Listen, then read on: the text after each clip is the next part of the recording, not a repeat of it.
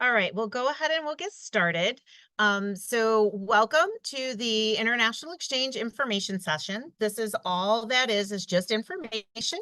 And it is specific to our inbound hosting opportunity, although I am more than happy to answer questions about our academic year program or the outbound opportunities that are available.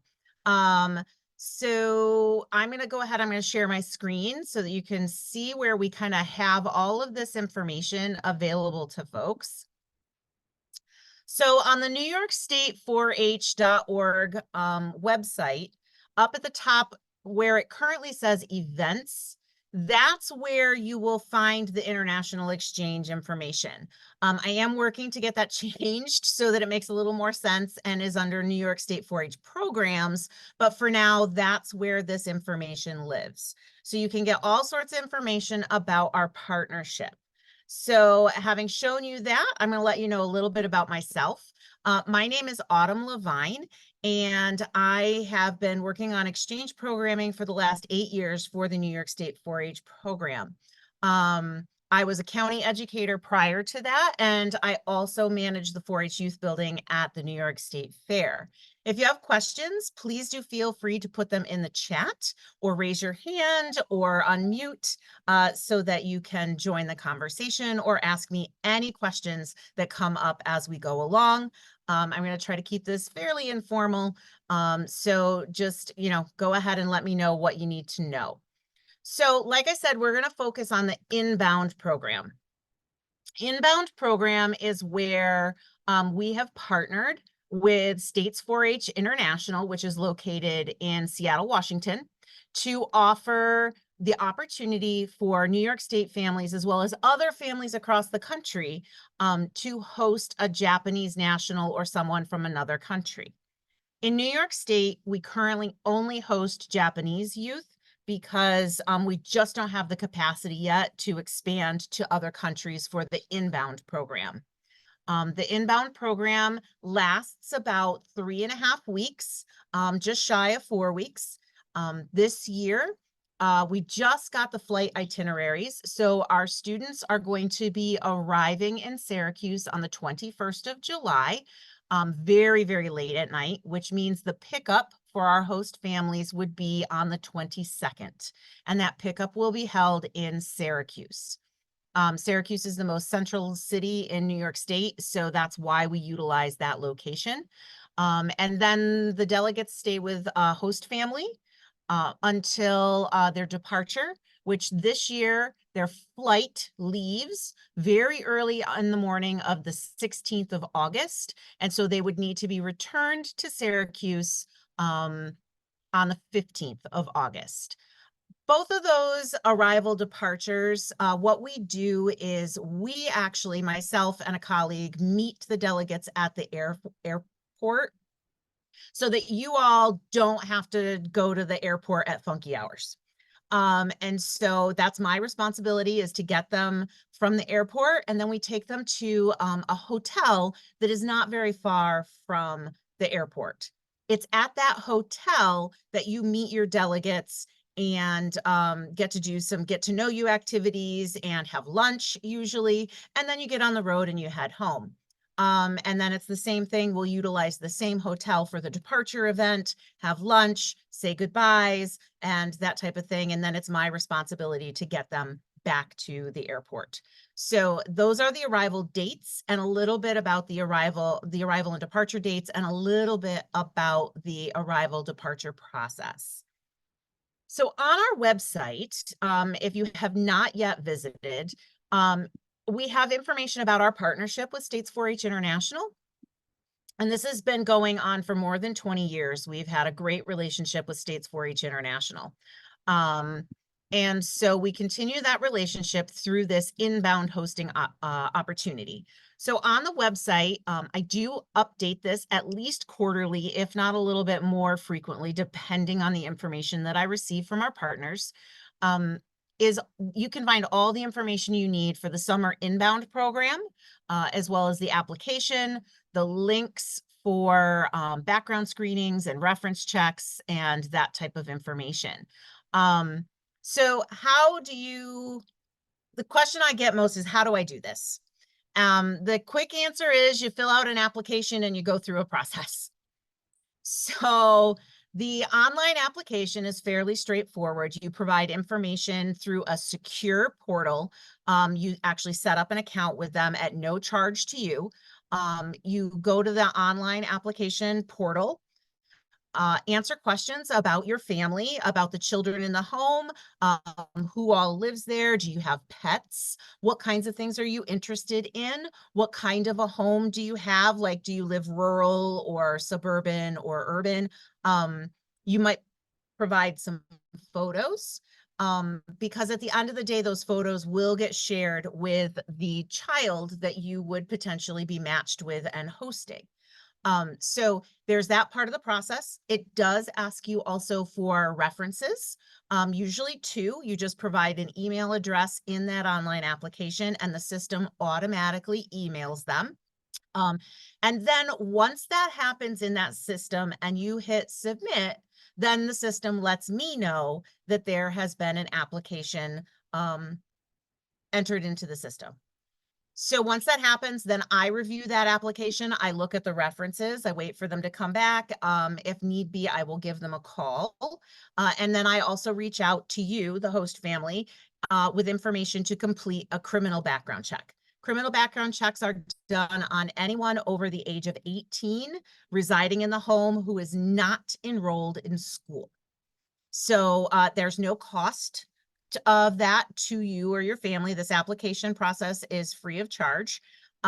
So you get through all of the paperwork part.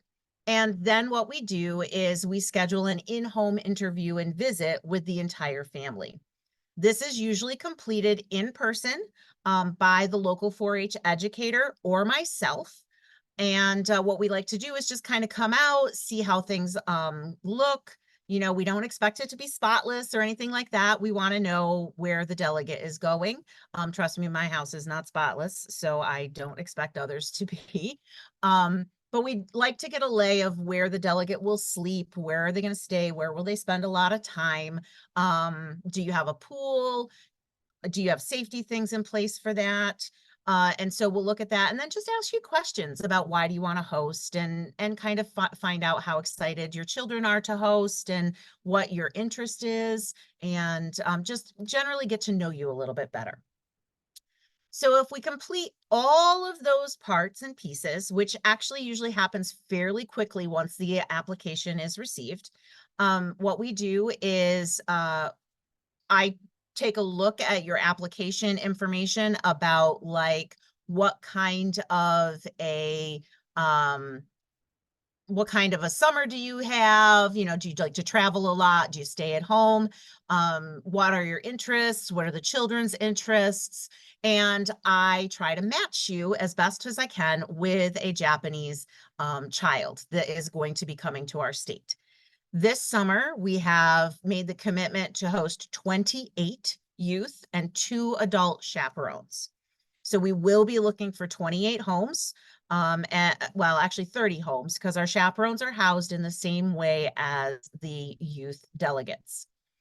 As far as the host family, the requirements are that you are able to provide room and board for the delegate, meaning that they do need to have their own bed, but they do not have to have their own bedroom. They can share a bedroom with their host sibling.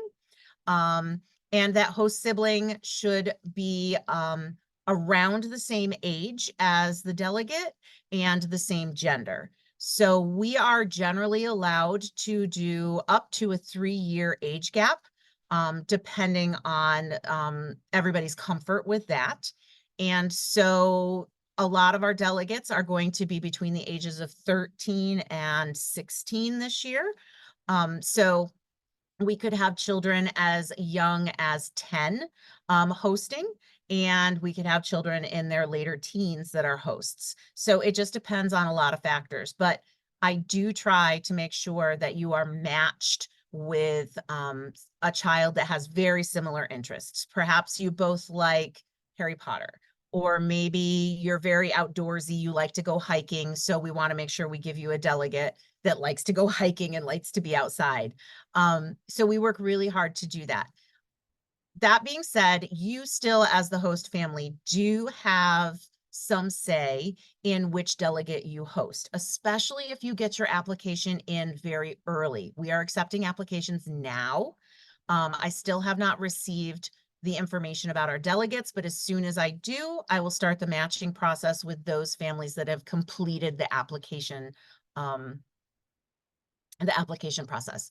So what I do is I look for at least 2 delegates that kind of match with a family, and then I send you the 2 profiles for those individuals and encourage you to discuss as a family um, which one you would like to host. So far, so good. We've had some really great matches, and everybody usually finds something that they have in common.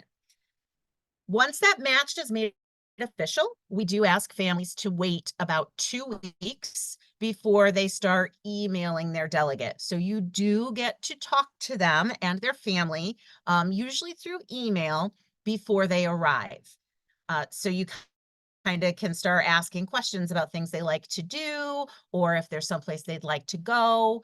But you are under no obligation as the host family to do anything specific in terms of activities. So an activity could be that your family just likes to stay at home and lounge around the pool or hang out in your backyard. That is perfectly fine and acceptable. As is a family that likes to travel and visit. It's completely acceptable for you to do that with your delegate as well, as long as you are communicating with me kind of where you're going, if it's a long-term thing or if you're going over the weekend or going camping. It's all about the communication.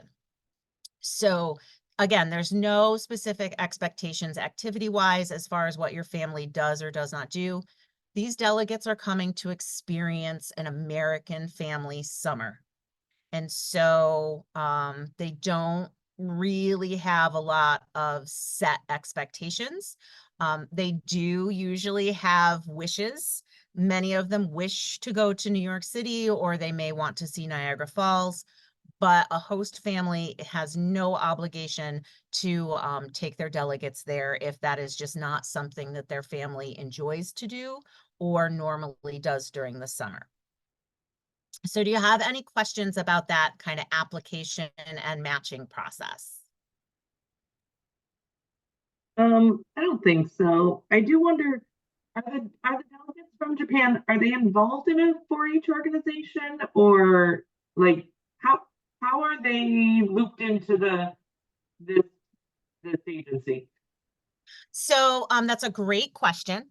And States 4-H International only works with organizations that either are 4-H in other countries, because 4-H is an international program, or they work with countries that have very similar programs that embody the same values that we have. They have kind of the same mission. And so in Japan, that's called LABO or LEX. In New York, we happen to host LABO students. So they are part of a LABO, what's called a LABO party, which is very similar to a 4-H club. And it's kind of like after school, 4-H after school is how we would look at it. And so they're learning the same things. LABO parties, usually their goal is they do like plays, or they learn nursery rhymes or simple sayings as part of their English language instruction. So, yes, it is similar to 4-H in Japan. It's just not called 4-H. In Korea, it's called Korea 4-H. In Norway, it's called 4-H Norge. So we do try to really work closely with programs that are affiliated with 4-H or have the same mission, vision, and values. So I also mentioned that with Labo, they're trying to learn English. So a lot of folks ask, well, do they speak English? The answer is not really. So they have had probably 2 or 3 years of textbook English while they are learning in their Japanese schools, but they've not had the opportunity to have to speak English on a daily basis. And so they will learn. They're very eager to learn. Communication, there are many ways that you can communicate that doesn't necessarily require lots of language. So sometimes what we do is when we hold orientation for all of our families to talk about, what to expect, we talk about tips and tricks to kind of help with the communication. So for instance, if you both like to watch Harry Potter, put Harry Potter on in Japanese, but with English subtitles, or the vice versa, because then you can mutually enjoy something without having to worry about whether one is understanding the other. The other thing we often recommend is taking Post-it notes and putting them like on your kitchen cabinets. And so it says dishes in English. And then when your delegate gets there, you can ask them to put it in Japanese on the cupboard so that you're starting to kind of understand each other. The Japanese children that come are very eager to please their host families. They want to be a part of your family. So it's acceptable to give them chores to do. If that's what your children do, then there's no reason that the Japanese child can't participate in the household chores as well, as long as they're reasonable and they're safe. Um, so that's kind of how we're connected in terms of whether it's 4-H. It's an organization very, very similar to 4-H. Okay, thank you. Yeah, no problem. It's a great question. So part of the rest of this process is, you get through the application, you've made a match. What I do is I hold an orientation session over Zoom that is also recorded, because I know families are very busy and sometimes you just can't carve out that time, which I completely understand. We do an orientation that talks about what to expect when the delegates arrive. As I mentioned, we talk about things like how to communicate, recommended kind of tactics, if you will, that you can use so that you can start to understand each other. We'll also talk about some of the cultural differences between American culture and Japanese culture. Like in Japan, they always take their shoes off when they go into anyone's home. Well, not everybody in America does that. So, that's usually kind of a debriefing question we get asked by the delegates is, why don't Americans take their shoes off?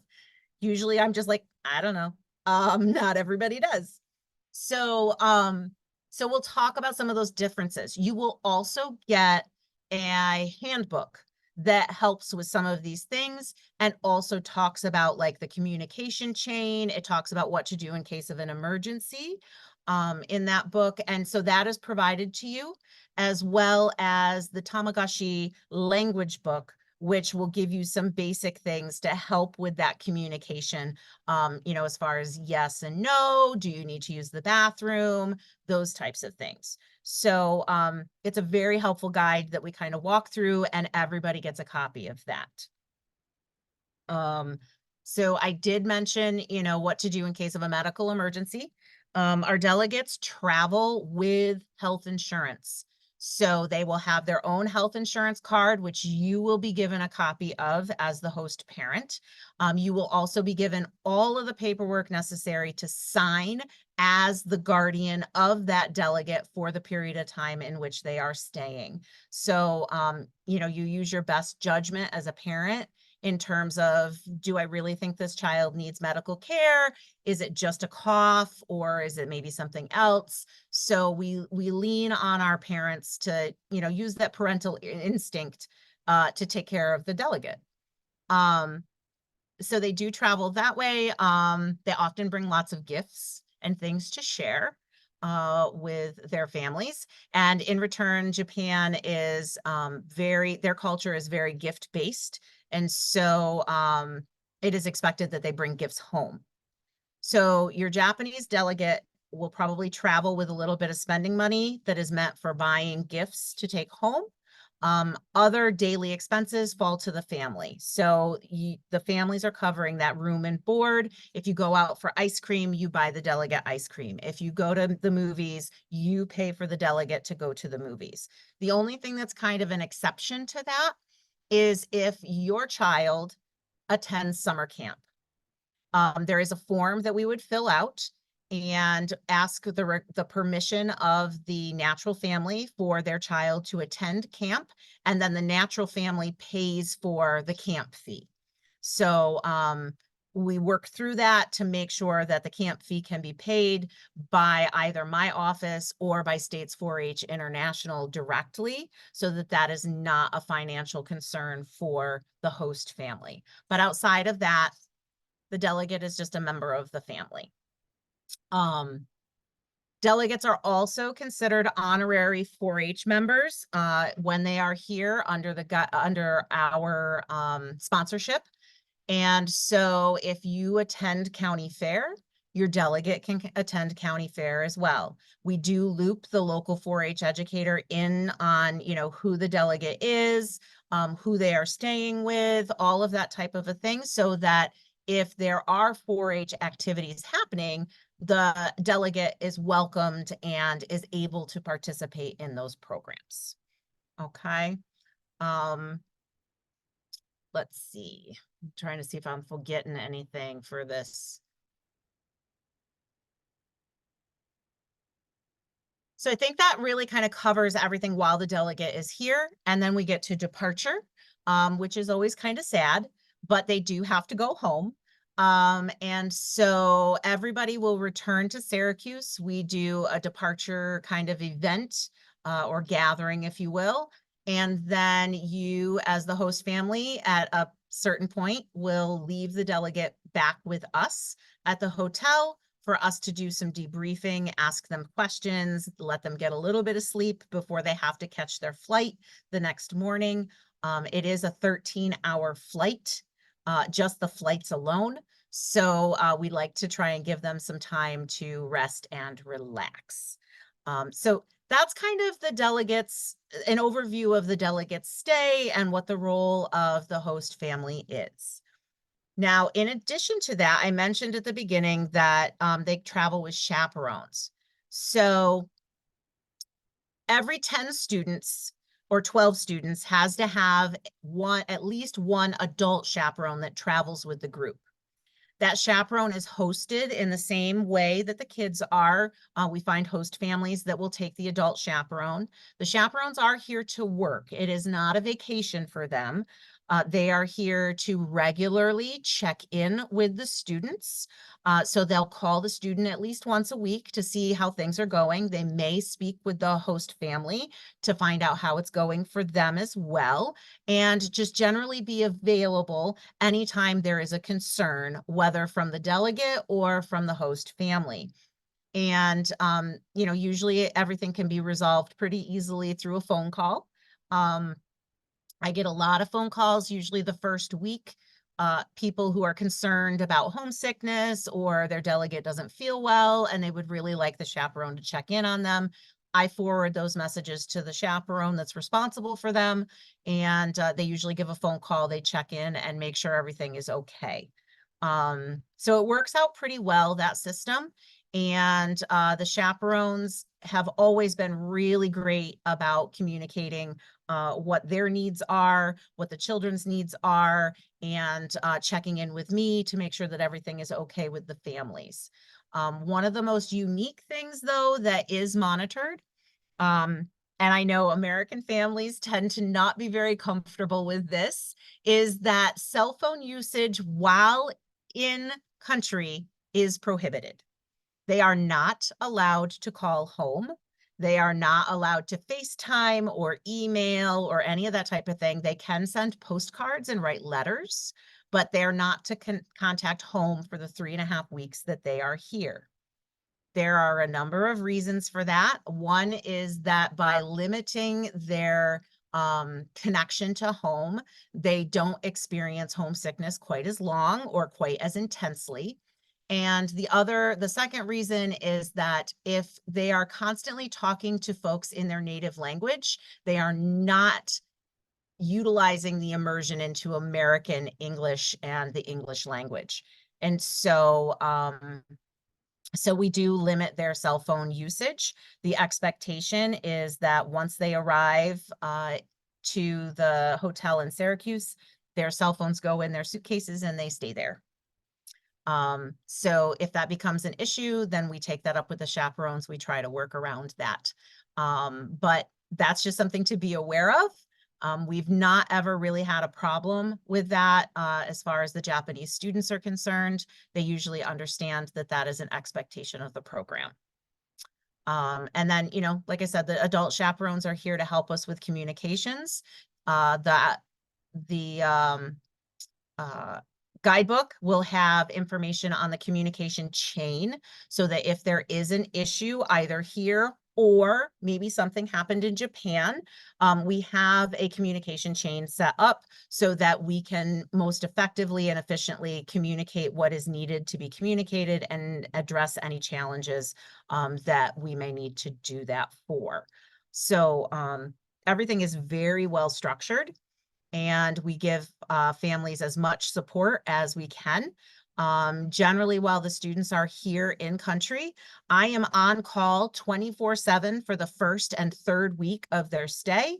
And then one of my colleagues takes over for me for that 24/7 availability. But at the end of the day, if you call my phone, I'm going to answer it. So you will always be able to get a hold of somebody if you really need that. Any questions about that part? I don't really think so. No. Okay, no problem. So that kind of covers the summer inbound program. We have done this for a number of years. The program is growing. We started originally with only taking 12 delegates, and now we are at 28. So the program is growing.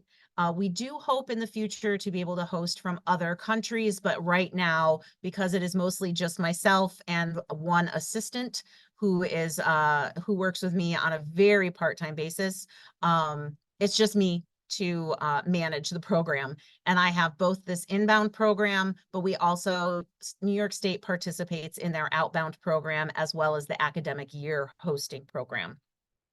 Okay. I'll touch on those really briefly. As far as outbound programming, usually the application process opens October 1st.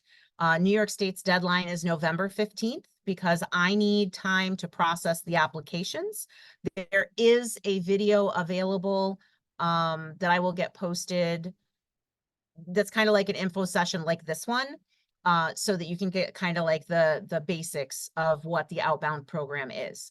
For outbound countries, we have the ability to send youth to Japan, Korea, Taiwan, Argentina, Costa Rica, or Norway.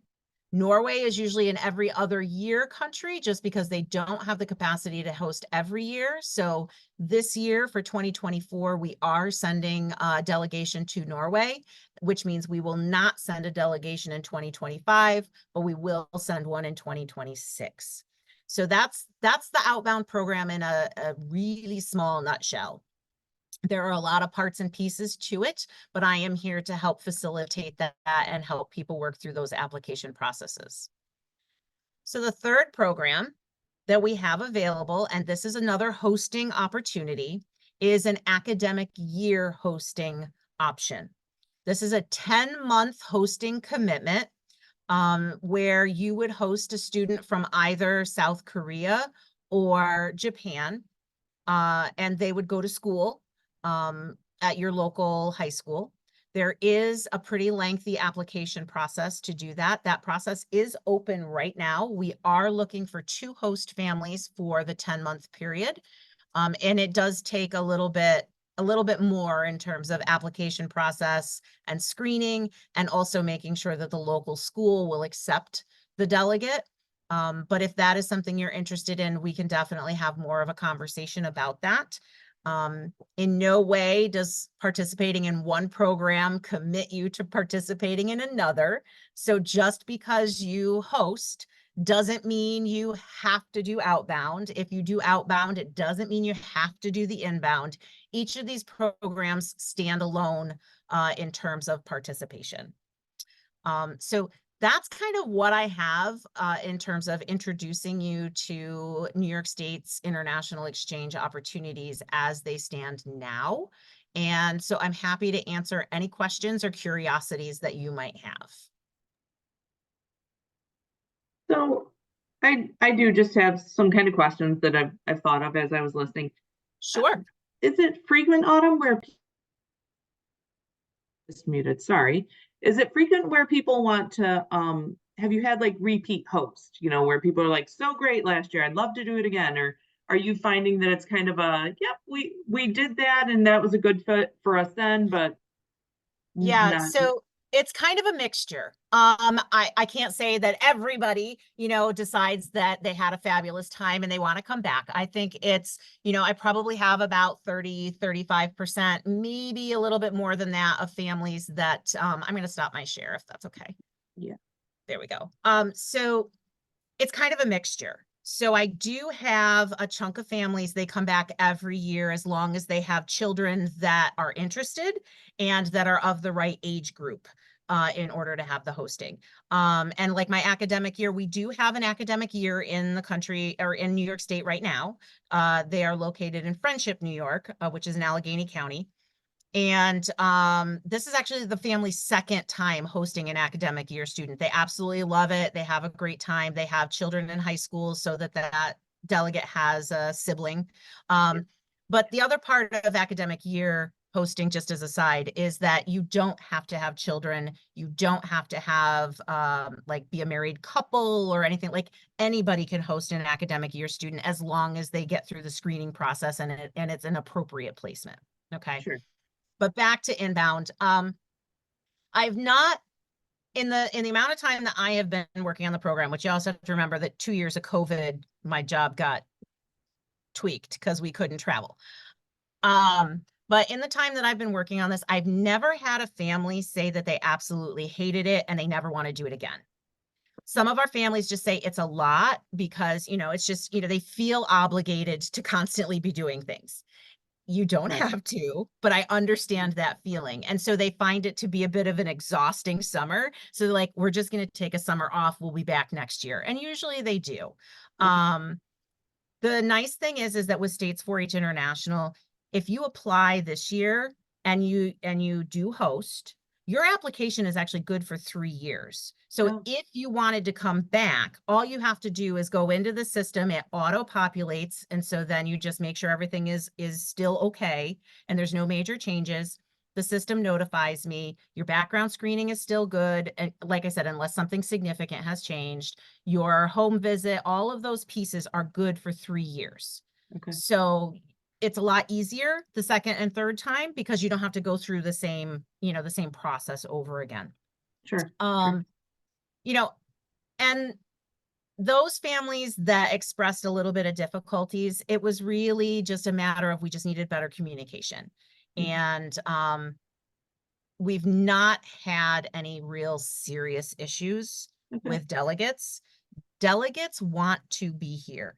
Their families have saved since they were babies to Mhm. come abroad because it's kind of like we save for our kids or we try to save for our kids' college. In Yeah. Japan, it's more about the international experience. And these kids, their families have paid $10,000 or more in order to come for this program for 3.5 weeks. So they're very well behaved. They know Mhm. what an honor it is to be here. We generally don't have any problems with the delegate as an individual. It's just sometimes we have to work on that communication. And that's why the chaperones are really important in that process because they Mhm. help break down those barriers and like, oh, no, no, it's okay. For instance, I had a young man, the host mom called me. She's like, I don't understand. He says he likes to go on the boat, but he keeps saying, no, no, no, no, no, I can't go on the boat and all that kind of a thing. All it really was is that he wanted to make sure he was safe and that he had a life vest, but they weren't communicating the same thing Yeah. until I called the chaperone and said, could you please call and see what the problem is? And it Mhm. really truly was just a matter of the child wanted to make sure he had a life vest to go on the boat. And the Yeah. family was like, no, no, just get in the boat. And they're like, thinking they would put on the life vest after they got on the boat. Sure. So Yeah. it's like little things like that that are typically resolved very quickly and very easily. Okay. And the chaperones have fluent English that works for them to communicate, obviously, with the students, but then if need be, if they need to communicate with the adult who's Yes. parenting the child at that time or whatever. Yes. Generally our chaperones speak English very well. Some obviously speak English a little bit better than others. Hmm. But they're always understandable. They're always willing to talk to you. And a lot of times there's email too that goes back and forth, Okay. which sometimes is cool because it comes back with Tamagotchi instead of English and you have to translate it. Uh-huh. But Google Translate is a wonderful tool. We Okay. do encourage families to go ahead and use a translation service if they need it during that first week or so, Hmm. but then try to wean yourself off of it a bit so that we are trying to speak English and maybe mutually, little things back and forth. Yeah. Yeah. And my only other question, I have three children, so Mhm, they're all in that range. So I have a 12, a 14, a 16-year-old, one boy, two mhm. girls. Is it is it ever done that like two delegates will stay at one house, or they try to avoid that with the English and this, Yeah. the use of English and Japanese and all those pieces? Yeah, so a double placement is actually prohibited if they Okay. speak the same language.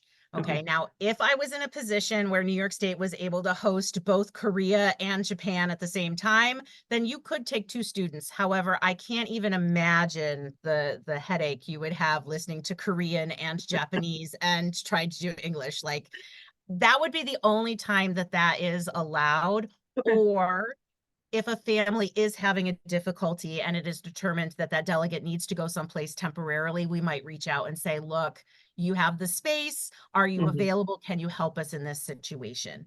Hmm. New York State has a history of not having that happen. I try to keep it that way. And that's why the matching process I take very, very seriously.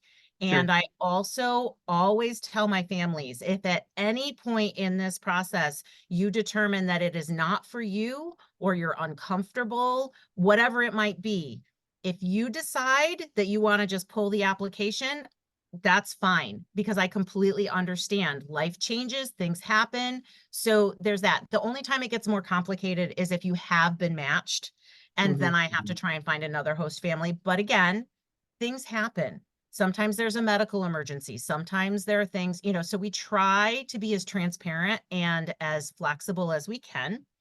Hmm. When it comes to the match, I think I said this, but I usually try to send you at least two profiles, as long as I have them, of youth that I think will fit nicely with your family. And then Hmm. you can discuss it as a family for a couple of days. I'm not looking for an answer immediately.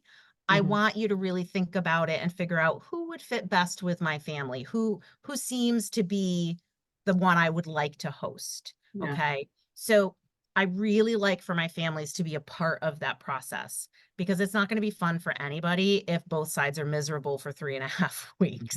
Right. Right. Okay. Yeah. Yeah. Okay. That was Okay. that was helpful. I don't know. I've seen the pleas go out on occasion where it's like, come on, we need seven more. And I'm like, it's not, It's, again, I've never it, seriously considered it, but it's always like it's been a little bit intriguing at times, I yeah. guess. It's I think initially the whole thought of bringing someone foreign into your home is a bit overwhelming. But I am always here to answer questions. I probably answer email a lot more than I should, but it's because it's important to me. And it's important that you all know exactly what it is that you're stepping into and what that means. Yeah. So when it comes to like traveling with your delegate, it's okay. Take them places. Go, Mhm. go camping. It's perfectly fine. The only time that things get a little funky is if you decide that you want to take them to Canada. And then we have to fill out extra paperwork because that is a non-national child traveling with Yeah. guardians and not natural parents and things like that. But it's not impossible. It's my Mhm. job to help you walk through that process and figure out how you as a family can have a good time and enjoy your summer while showing someone new what it's like to be an American family. Yeah. Yeah. Right.